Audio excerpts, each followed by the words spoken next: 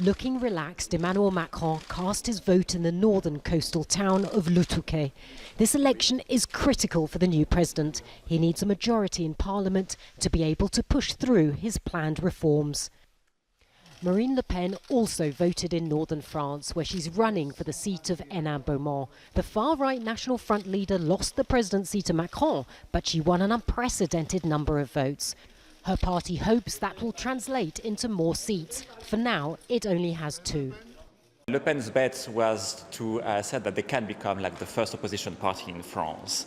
This being said, they know that in the history of the Fifth Republic, the parliamentary election is not very much favoring a party like the National Front, which is a very marginal party. They said a couple of weeks ago that they expect big inside the parliament. They are now just expecting to reach the critical level of having 15 deputies in order to be able to make a parliamentary group.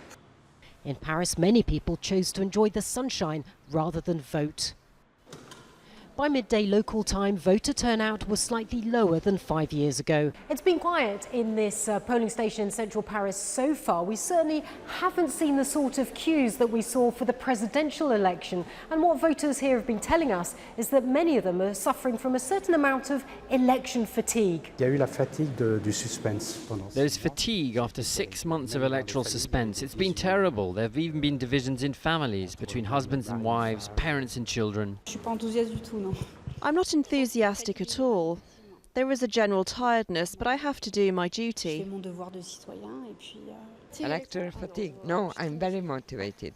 The Conservatives and Socialists who've dominated French politics until now need to make significant gains to put themselves back on the political map after huge losses last month.